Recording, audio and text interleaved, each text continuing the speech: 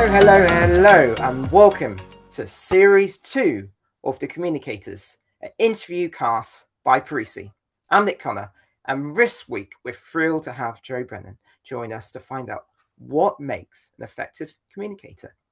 Joe is the Managing Director of Narrative Work, a specialist consultancy that helps companies and founders in tech, finance, law, and professional services use their data to tell better stories.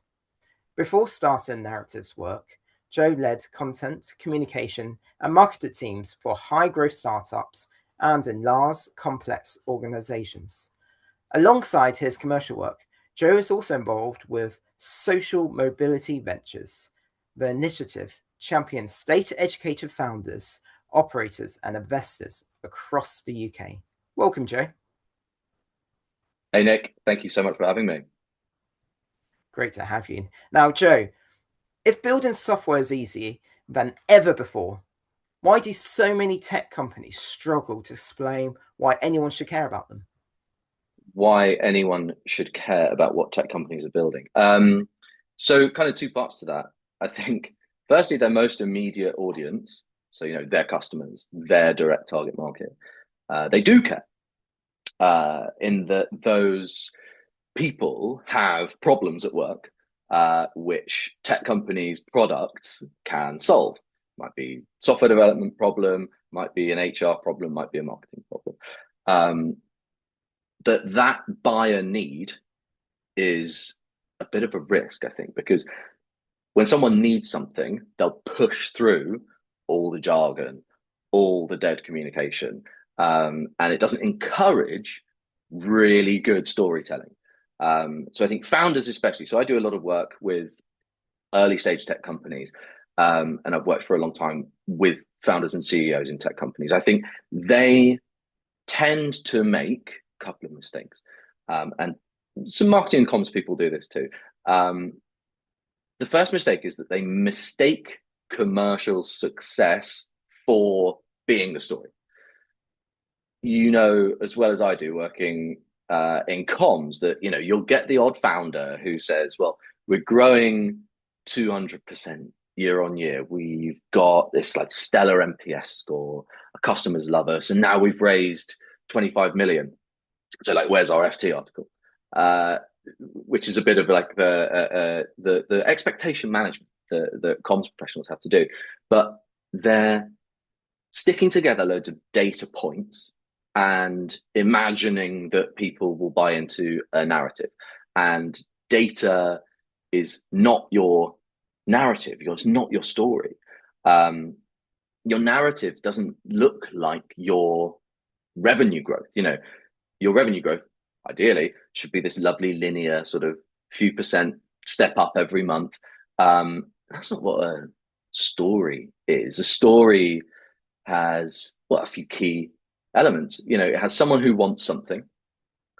It has an equilibrium at the start and a slightly different world, a slightly different equilibrium at the end.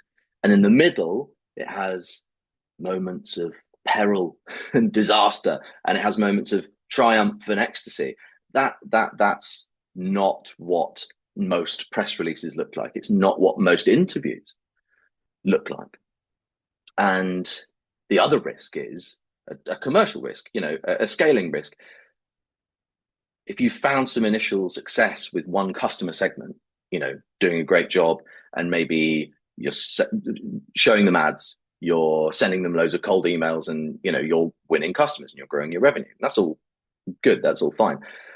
But what's working now doesn't naturally, inevitably translate to a new geography, a new sector, or let's say you're fundraising, a new kind of investor. You've gone from early stage investors to late stage investors. You need a new story structure when you make those big leaps. And I think, to be honest, a lot of the tech industry's kind of forgotten what stories do really click with people and what people will innately sort of understand. We've all grown up with fairy tales. We've all grown up with those kind of foundational myths. And as I said, fairy tales starts with an equilibrium, and then it has a disruption. a tear to that equilibrium. You've got peril, you've got triumph, and then at the end, you return to something like the original equilibrium, but with a crucial sort of detail that's been altered. I That tend to that use sorry, Jay. I tend to use Shrek as the canonical example talking to founders. And Shrek's a brilliant example because it's a meta fairy tale itself. He's in his swamp, he's got his equilibrium, then there's a disruption. The other fairy tale creatures have got kicked out of their houses. So he's annoyed and he goes off to see Lord Farquaad, and then the movie happens. And then there's a climax, a catharsis, Shrek's kiss with Fiona, and then we go back to the swamp. It's the original equilibrium. And Shrek's happy again, but something's different. He's married to Fiona. He's changed along the way, and the equilibrium is different. That is, believe it or not, a pretty good template for any company telling a story, especially any startup. There's an equilibrium. It's today's world. Something's broken in it. Someone wants something really, really badly. And for most companies, the person who wants something, that's your customers. They are desperate for a better solution to some big problem that's bugging them at work. You get your moment of peril and disaster. When are you going to lose? What's tough? What are the obstacles you have to climb? How do you win? And after you win, what does the new equilibrium look like? Tell the story about the world after you win with the key detail of you being a big winner. You know, you don't have to start turning every LinkedIn post into a big fairy tale quest, but there's some good starter questions in there for founders and for marketers. You know, what's broken? What do people want? What are they desperate to see change? How are you going to deliver that? And what are the risks? And what's in it for everyone if you win? And then what's the world going to look like when you've won? So I think, why should anyone care about your software? There isn't a natural answer to why anyone should care about your software, but everyone can care about your story. And that's really interesting. The story, the narrative. One thing we find, and you're talking a lot in software. We work quite a lot in deep tech, which is, hard tech, people building things, semiconductors, quantum computing. And what you tend to find, the founders and the starter team are scientists, research scientists who've done fantastic work in academia, now spinning out this commercial business, and they're great at talking really scientific things. And they tend to pull us in when they need to talk to normal people. And then what we find is a couple of years down the line, they're very excited about their invention, but then they kind of forget that excitement. And one thing we often have to do is, what makes you special, the company special, in the plainest terms. And we find that with recruitment, it's not just them trying to raise money or sell that, but also trying to bring things in. And we often have to ask them to say, well, why would someone join you? What are you doing? And what you find, and this is where I want to sort of take this conversation here, is there is an edge of reality, because sometimes, particularly not necessarily in deep tech, scientific, very analytical people, but you find it sometimes in a world we both know in sort of cybersecurity and fintech. They're saying we're going to change the world. Well, are you really, anti-malware company? Not necessarily going to change the world, but how do you balance that excitement and drive, but also keep it reality, sort of focused in what you're actually going to do and going to achieve? I think it's about synthesizing the rational bits, the quantitative bits, with the irrational and call it the qualitative. You mentioned deep tech founders who have come out of academia, and they're seasoned, experienced scientists. They are, in my experience, quite likely to try and apply the scientific method across all the arms, all the teams, all the departments of the company. You hypothesize, you test, you draw a conclusion, and then you iterate on it. And you hear that so much working in startups. You've got to test, you've got to iterate. And yes, of course, you do have to test different strategies and different tactics. But I think that stems from an assumption that buyers are rational. And yes, they are sometimes rational. They can do a cost benefit analysis and make an educated decision. But buyers are also irrational. They're people. They buy stuff. They feel good about it. They feel worried about it. They actually, the thing that I come back to over and over again is people want to be proud of the work they do. And it's very hard to create a definitive sort of equation for how you generate pride in someone's work. But that's a really good starting point for how you blend the rational with the irrational. So you can showcase your data points and your customer stories, and you can build the sort of quantitative case for a buyer, but like bring it back to how you're going to make them feel proud of the work they do again. That I think is a good way to sort of balance both sides of that. And there's always going to be luck and timing that goes into winning a deal or losing a deal or hiring a great person, missing out on a great person. I've hired absolutely fantastic people in the past that felt totally effortless. And then I have spent months trying to hire someone and blood, sweat, and tears, and the hire didn't really work out. So there is always an inefficient distribution of effort when you're building a company, particularly a tech company, an early stage tech company, where you're going to have these moments of disaster and moments of triumph. And believe that your buyers will care about this too. They are interested in your story. They're not just give them the data, yeah, absolutely, but give them a story around it. Yeah, and that's interesting. This the story side and what the story versus rational. And I often think back to someone gave a fantastic explanation between the difference between the UK and the US in terms of fundraising. They said if you're trying to fundraise in the UK, you need to have a really good CFO, Chief Financial Officer. In the US, you need a really good CTO. And I would actually say, actually, it's probably the CTO. They probably haven't built anything yet. So actually, what they're doing is telling a really good story. And as you're saying, it's bringing into that narrative. So when it comes to funding rounds, you often find the narrative gone. It's very focused on numbers. You say, well, what does this Yeah. mean? It is something there. So when it comes to these very analytical, so numerical points, be it commercials or funding or heads count or any of these sort of milestones or the company, how can you?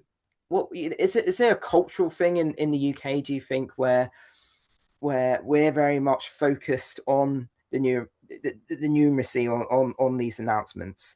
And is there something maybe we can learn from our American cousins? So there's a couple of parts to that question. It's a bit about the sort of storytelling in a funding round, and then there's sort of US v UK. Uh, I'll try and answer both bits in one because I'll give you a recommendation. Um, there's an amazing deck by Zuora, um, The Rise of the Subscription Economy. Go and find it. Go and look at it. It's not a fundraising deck per se, but you can absolutely see how this story translates into a fundraising context, into a sales context, into a marketing context. It is a brilliant way to tell that story in a corporate environment, yeah, for want of a better word. There's an equilibrium, something is broken. We are going to solve this massive problem for the world. And crucially, this is the bit that most people don't do. This is what the world will look like when we win. Now, fortunately, that deck looks really, really prescient because it's, 10 years old, something like that. And what they predicted absolutely has come to pass. They manage subscriptions, and their big thesis is the world is going to turn into a subscription economy. Hey, look, 10 years later, I have subscriptions coming out of my nether regions. There are companies that you pay a subscription to manage your subscriptions. Their vision of the world has absolutely come to pass. They articulate a problem. They say what is going to change. They paint a picture of the world when we are mainlining subscriptions, and look who's doing the picks and shovels. It's Zuora. Go and look at the deck. It's a really good example of this kind of storytelling. And yes, you're gonna, if you switch that up for a fundraising deck, there are going to be numbers involved. You're going to be talking about revenue growth and revenue projection and customer satisfaction and total addressable market and all the sort of quantitative side. But there has to be a portrait painted of what's broken right now, how you're going to solve it, what the world looks like when you win. Comes back to that sort of classic fairy tale story. Now, the rationale, and you were talking about the subscriptions, which is kind of actually just dawned on me. Because my question was, is this something B2B can learn from B2C? But actually, it's not, because lots of B2C is, like you said, are subs now, your Netflix, your things like that, like you said, you probably subscribe for things without knowing, but it's something about the buyer, and it's software versus sort of more consumery things where, I'm going through helping a charity at the moment, and I'm looking for a new system to help basically a CRM for them, which does a few other bits and bobs. I just typed in into Google AI, what I'm after it to do. And it came up with a thing. I looked at the price, went, nope, too expensive for this charity. Found the next best thing. It was a very rational, sort of, this is what I want, this is the price point I do it, what's the best fit sort of buy-in journey I went on. But if I'm buying a new phone, a new, sort of something more consumery, there's more of a feeling to it than necessarily that rational things. Actually, maybe we need to be more rational when we're buying a car than going on what looks nice. But is that's this what something brand does. You buy into a brand, and you feel affinity with a brand, and that's the reason automotive marketing and advertising budgets are so large. It's a scary purchase, and look, there's a subscription economy for cars. I mean, RIP Zipcar, but anyone who buys a car on PCP is paying is paying a monthly payment for their car now, where 30 years ago that was just that was an alien idea. So there's there's a bunch of ways that I think B2B companies can learn from consumer brands. I think most of the car companies around benefit from legacy and myth. And legacy and myth are two things that are really hard to fake. It's pretty difficult to, to manufacture a mythology. Jaguar has a mythology. That's why they can afford, I mean, maybe they can't afford it, who knows? But that's why they can afford to essentially sell no cars for 2 years while they retool and become an electric only, ultra luxury brand. And they've put out ads that went completely viral, not always for, not always garnering unanimous praise, but they are able to do that because they have mythology as a brand. It is very hard for an early stage software company or a tech company to generate that same brand affection. I'd call it somewhere between brand satisfaction and brand loyalty is brand affection. Do you have a feeling towards this brand? The way you do that in a B2B context is invest in distribution 100%. There's a company called Fixer AI, writes your emails for you. So kind of nuts and bolts software, but they are marketing in a very intelligent way. They produce very high production values inside the company, taking you inside a campaign launch, like inside a fundraising process, in a quasi documentary style.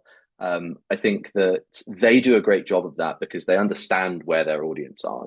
You're producing AI for your emails. You need people who kind of get AI and get a lot of emails. So then you go where those people are, and the answer is they're on LinkedIn. LinkedIn's probably one of the big vectors for them as a brand, as an acquisition channel.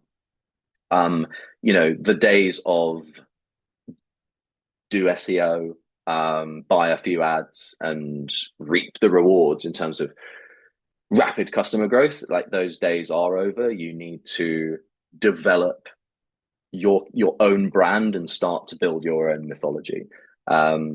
And the lovely thing is that creates a culture of storytelling inside the business. You can't just plug and play the Fixer playbook and ask ChatGPT to do that for you. It does need creativity, and it does need a sort of spark and a strategy. So I think there's a few examples of people innovating and doing things really well, doing things really differently, even if they don't have the brand legacy of something like a Jaguar. Thanks so much, Joe. Before we dive deeper, I'd like to take a moment to tell our listeners a bit more about Precy. Precy are specialists in communications, helping organizations achieve their commercial objectives, whether that's raising their profile, boosting revenue, or attracting new clients and investors. We combine traditional PR and public affairs engagements with marketing and content-led strategies, focusing on delivering the outcomes our clients need, not just ticking boxes. Now, Joe, I was fascinated reading a LinkedIn post you wrote fairly recently about how you can use AI prompts to sound more human. Particularly, it was a really interesting point you made about using more Germanic-based English words than those of Latin orientation. Now, for our listeners, can you explain what you meant by those prompts? And why do you think that difference relates so strongly with people on on LinkedIn? Why did it resonate? I think, well, first of all, I've been mucking about with LLMs like everyone else.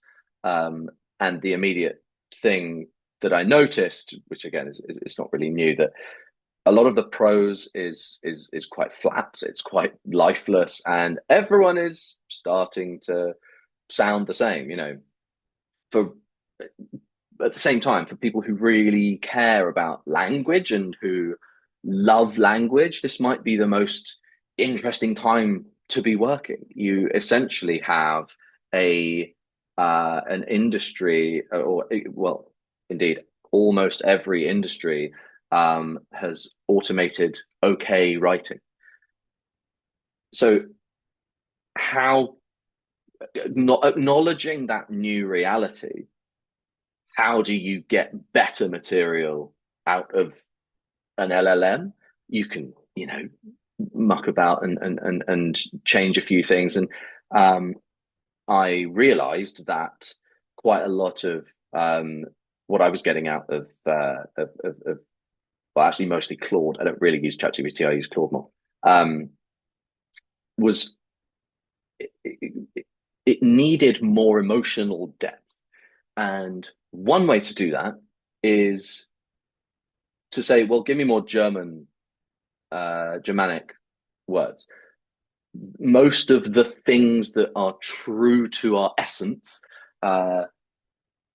old, young, heart, world, love, they come from the Germanic language in English.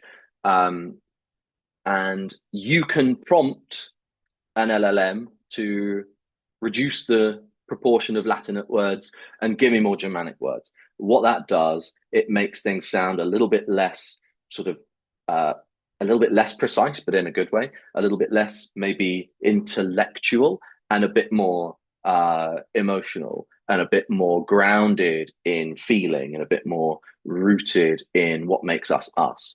I appreciate that's a bit paradoxical, almost sort of trying to make a machine give you a more human output. But again, you've got to acknowledge, I think, the reality, which is this is it has the air of inevitability that more and more content is going to be generated like this. So why not try and make it a bit more human?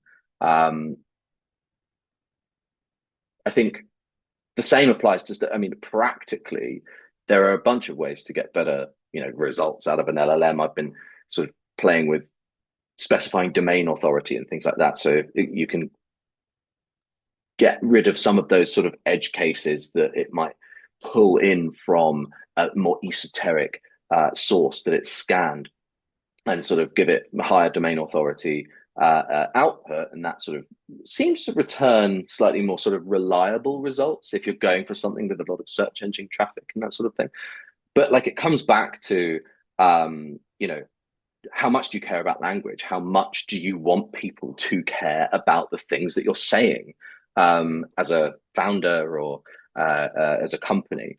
I think the era of content for content's sake is absolutely over and done with. And increasingly, I think founders do realize that, and they want more human stories. And, part of the answer is probably coming back to how do you build media muscle in your business? Going back to the Fixer, example, they have high production values in all their content. They're treating the company almost like a media entity, or a media native entity, you might say. 20VC is another great example of that, turning content into very successful venture business because of the size of their megaphone. But I think we're all playing around with this tool. I'd hate for people to use such a powerful tool for mindless LinkedIn posts that interest nobody, that serve very little commercial purpose. I mean, isn't that the point of LinkedIn?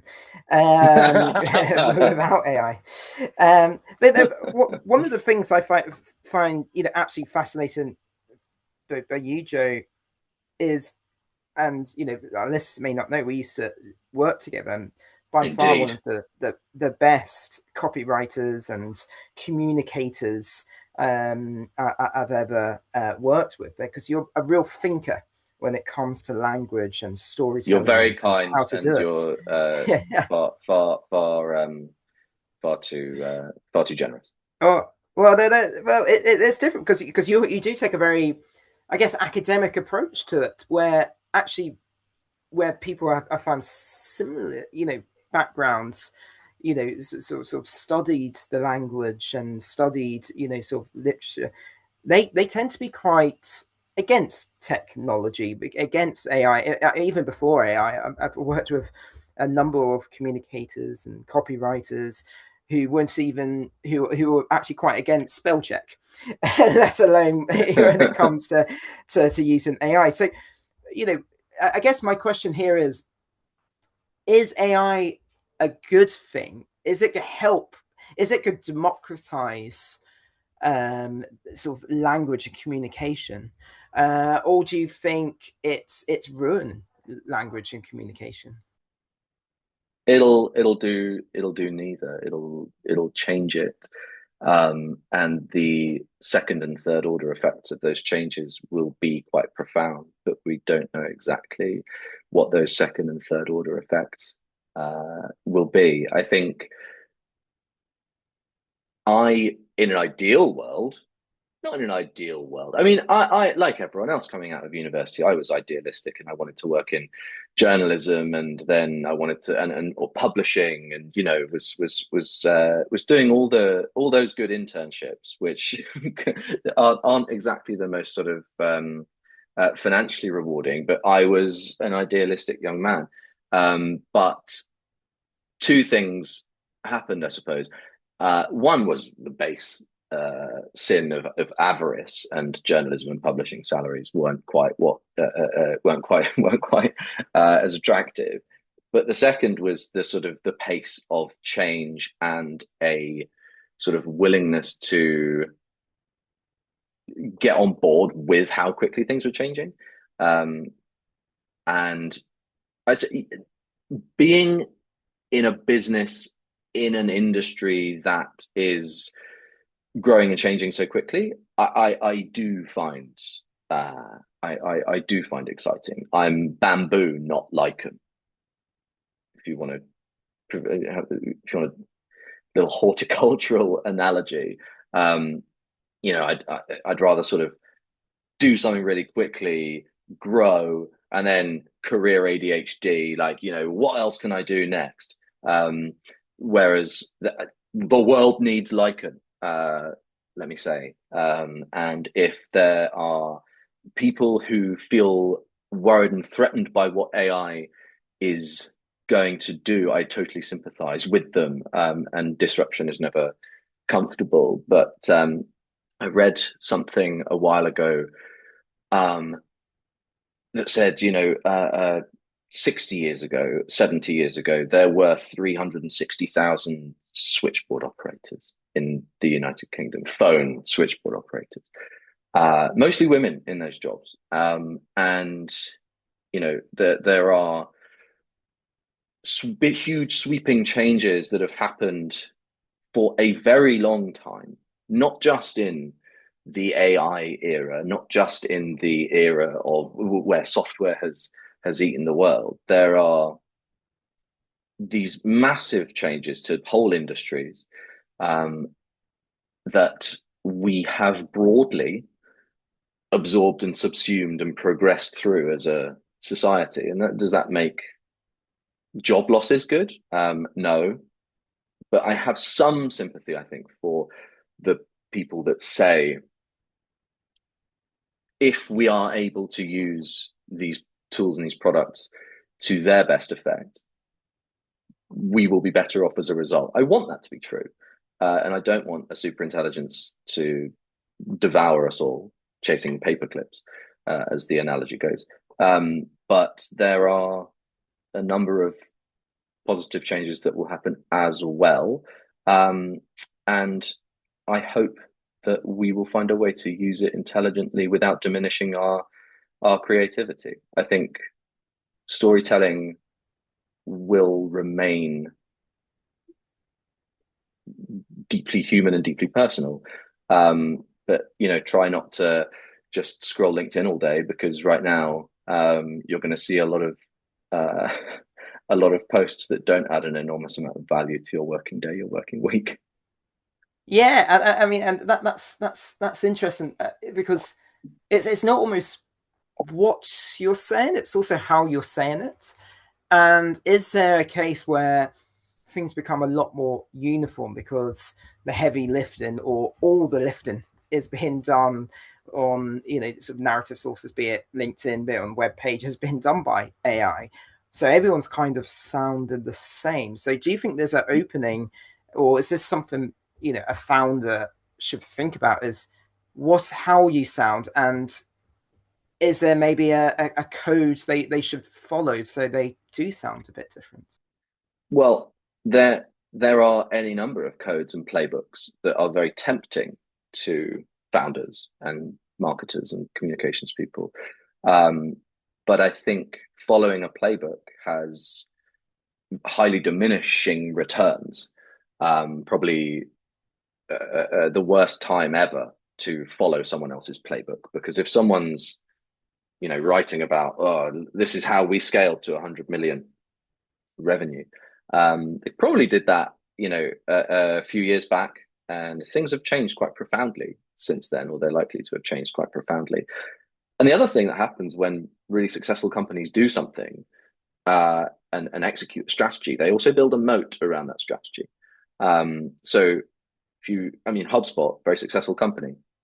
If you try and replicate HubSpot's SEO strategy, obviously you wouldn't be targeting sort of CRM keywords, but that's because they've built this massive moat around their particular sort of hamlet in the huge SEO universe.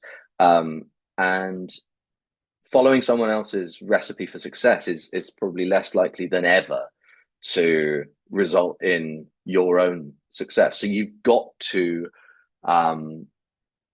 think about what is unique to you and what you can do better and what you can do differently. And you've got to tell a story that has emotional peaks and troughs, and you've got to tell a story about what the world looks like when you win. I mean, that's what we do at Narratives Work. We help founders and CEOs and partners, depending on the vertical, tell a story that persuades customers, that changes people's minds. The opposite really of what I spent a long part of my career doing in tech companies, which was write the blogs, write the social post, or plan the blogs, plan the strategy, plan the calendar, plan the white papers, do all this stuff. So I think if there's one prediction or recommendation I would have to a tech company or a tech founder reading this, it's find people who get what you're doing, talk to them a lot, tell them interesting things and interesting stories, and share the risks and the successes and the disasters and the triumphs, because people buy from people. That's the irrational part. And bring them together in person, real people in the real world gossiping is a very powerful force. So founders that do those things, I think, are likelier perhaps to build brands that people really feel affection for, and companies that people value as a result. Thanks so much, Joe. I've been Nick Connor, and you've been listening to The Communicators, an interview series by Parisi. Now, if you have any questions for us or Joe, drop them in the comments, and don't forget to give us a like. Be sure to tune in next time.